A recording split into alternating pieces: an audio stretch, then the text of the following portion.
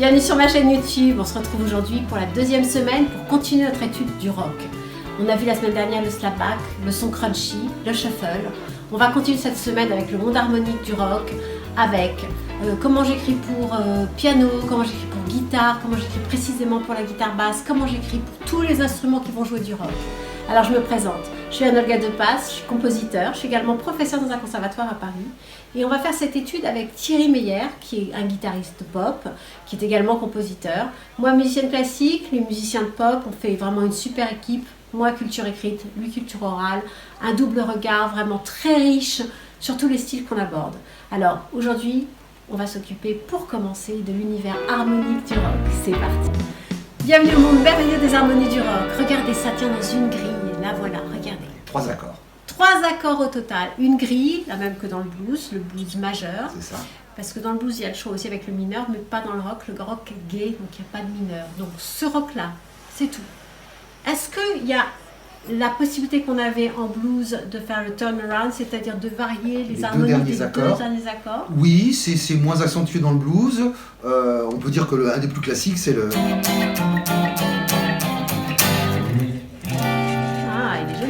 Voilà. Après, il y avait dans le blues ceux à partir de 2-5-1 de marche, comme dans le jazz, voilà, les anatoles, on le retrouve beaucoup moins. On le retrouve dans le vieux rock'n'roll comme Glenn Miller par exemple. D'accord, qui était un jazzman. Voilà, donc en somme, le turnaround, c'est quasiment uniquement ce que tu viens de nous montrer. C'est ça. Ça, ou bien ce qu'on a ici. Donc voilà, vous voyez. Alors, ensuite, une fois quand on a ça, on sait aussi qu'on peut utiliser la gamme de blues. Alors, on la réexplique très rapidement, mais je vous invite vraiment à réécouter le cours sur le blues pour bien comprendre cette gamme, si vous ne l'avez pas suivi. Alors, la basse, c'est une gamme de Do mineur pentatonique. Regardez. Mi, Fa, Sol, Si bémol, Do. À cette gamme-là, on ajoute le Fa dièse, la note blues, la note bleue. Très bien.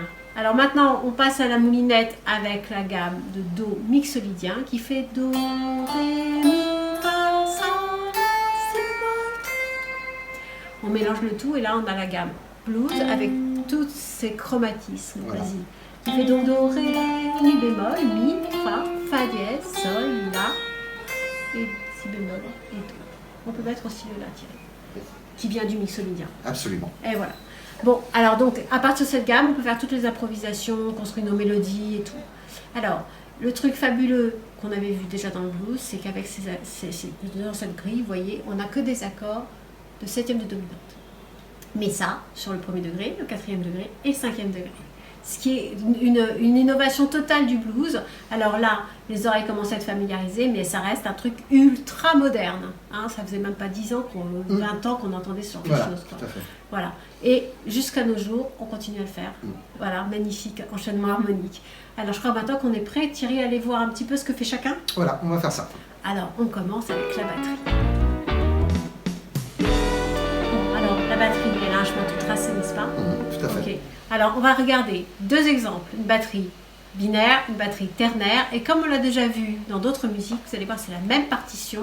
Soit on la joue binaire, soit on la joue shuffle. Donc là, on indique sur la partition. On écoute binaire. Regardez, voilà la partition, c'est parti.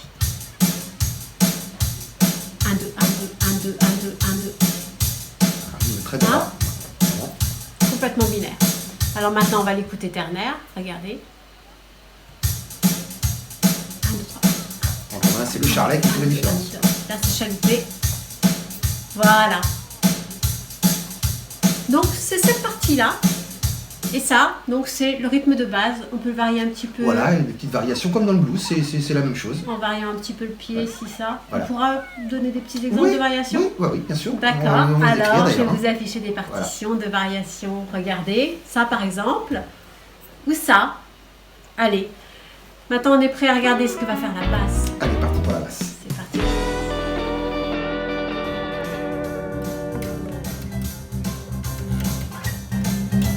Ok, Thierry est en train de nous faire une démonstration de tout ce qu'on peut faire avec une basse dans le rock, c'est-à-dire comme dans le blues. Soit notre répété en croche, soit Un booking, ça. une walking en noir.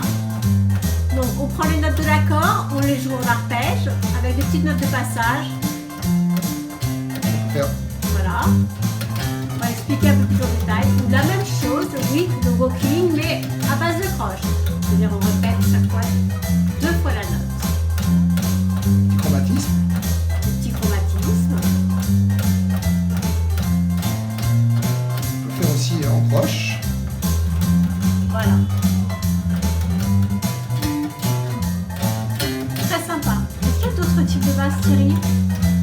Non? On tourne autour de ça. On tourne autour de ça. Alors attends. On va quand même très bien expliquer le walking. Donc le walking, vous avez compris, vous prenez l'accord, les notes de l'accord. Là par exemple Do 7, c'est Do, Mi, Sol, Si bémol. Voilà. Il a fait Do, Mi, Sol, La, Si. C'est-à-dire il a grimpé en haut de l'accord en faisant passer un petit La au passage, vous voyez, conjoint comme ça. Et il est redescendu. Quand il y a le temps que pour un aller, on fait que l'aller en montant ou en descendant au choix, c'est ça Thierry? Voilà, c'est ça exactement. Comme on veut. Et au lieu de monter jusqu'à la 7e, on peut se contenter de monter à la quinte Do, Mi, Sol, Mi. Mais on peut faire Do, Mi, Fa dièse, Sol. Voilà. Le petit chromatisme dont tu parlais. Voilà. Et ça en noir ou en croche. Voilà. Bon, exactement comme dans le blues. Voilà. Si vous avez suivi le cours sur le blues. Toujours la différence, c'est le tempo. Le tempo et l'état d'esprit, parce que vous voyez là, on a la pêche. Voilà.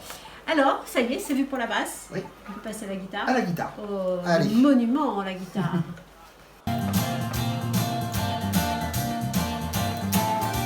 Alors vous voyez là Thierry est en train de jouer la pompe. Gardez bien en tête qu'il y a cette fois-ci 2 guitares. Une rythmique et une qui va être plus mélodique, qui va faire plus des riffs ou des chorus. C'est ça Thierry? Alors ce qu'il est en train de faire, c'est ce qu'on appelle des pompes. Regardez la partition. C'est simplement des accords répétés en noir. Quelques syncopes, tant. D'accord. Des petites croches qui passent pour relancer l'intérêt. Très bien.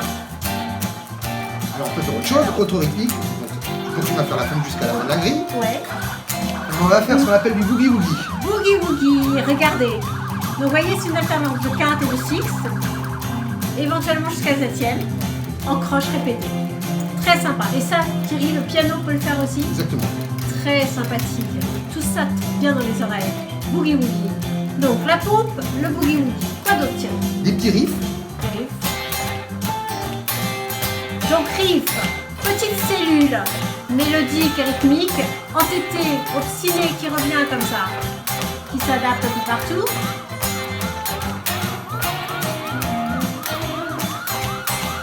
Et bien sûr, on peut faire un solo, un chorus. Et le chorus.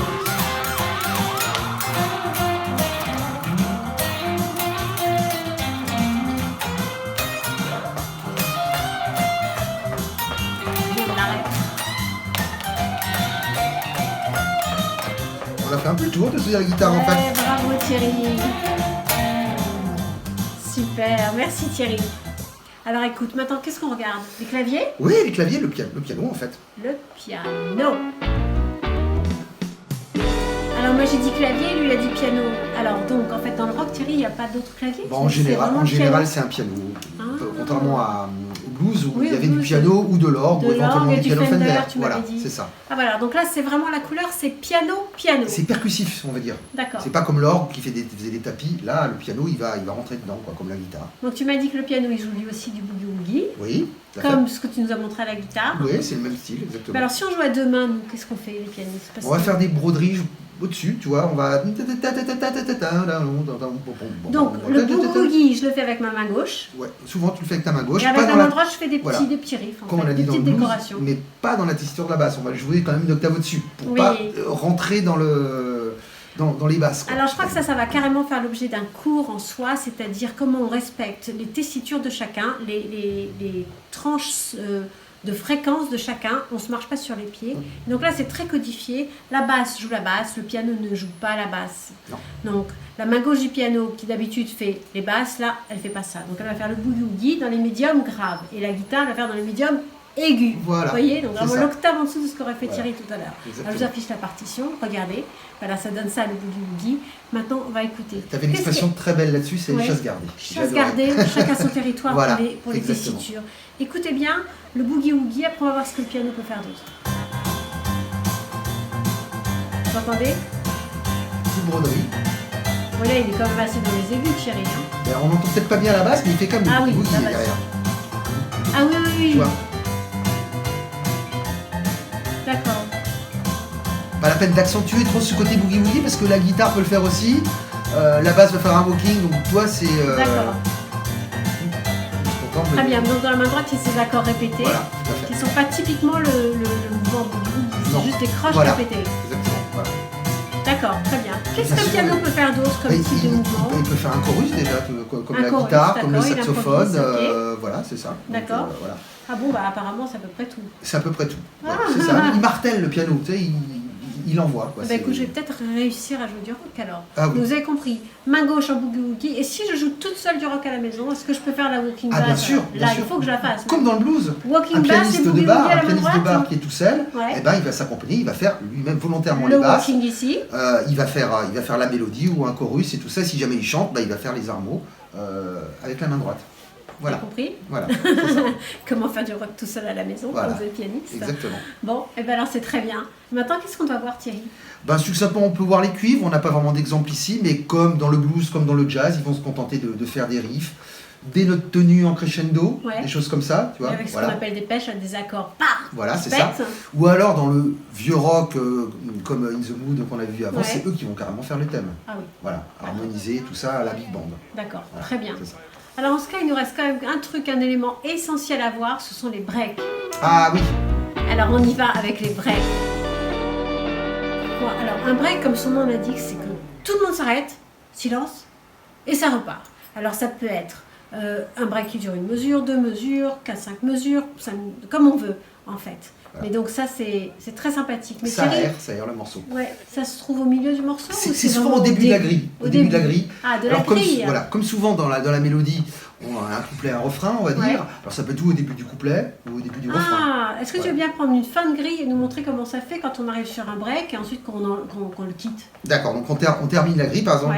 Le turnaround. Prime the one. On a fini la grille. Trop sympa. C'est parti. Alors attends, excuse-moi, les mesures du break, est-ce qu'elles font partie de la grille? C'est des harmonies qui sont dans la grille ou elles sont en plus? C'est les harmonies qui sont dans la grille. Bon, là j'ai rajouté un petit chromatisme. Voilà, on peut rajouter ça, mais ça reste un Do. Là on est en Do, ça reste un Do. Hein. Donc c'est les deux premières mesures du Do là que tu as fait en break? Voilà, c'est ça, les deux premières. Et après, sur la troisième mesure du Do, tu as repris le mouvement normal. Voilà, on reprend le mouvement. Voilà, ça fait redémarrer la chose en fait. Je passe, c'est très sympathique le break. On a l'impression de faire rouler la moto. Ouais, c'est ça, exactement, c'est ça. C'est sympathique, superbe. Alors Thierry, qu'est-ce qu'on a oublié dans le langage du rock là? On a oublié quelque chose, tu crois? Non, je crois qu'on a tout dit. Je crois qu'on a fait un peu le tour. Hein. On va récapituler. On va récapituler. Donc, comme le blues, ça se base sur une grille avec le mode blues.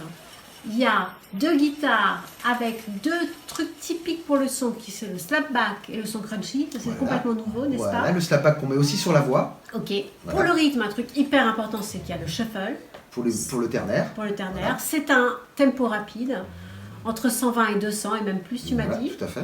Très enlevé, très joyeux. Ensuite, il y a des breaks, voilà ce qu'on vient de voir. Et puis, le boogie-woogie, les pompes. Ouais, la basse qui double la guitare, ou le contraire. Tous ces éléments-là, on les avait dans le blues. On les avait dans le blues. Là, ils sont emmenés à la différence de cet effet slapback. Et des instruments. Des instruments, et puis le fait de doubler. La basse qui double la guitare, ça se fait rarement dans le blues, ça. D'accord, génial. J'étais très heureuse de faire cette vidéo avec toi, Thierry. Surtout on a du bol quand même. Ouais, très beau voyage, on a fait très beau voyage.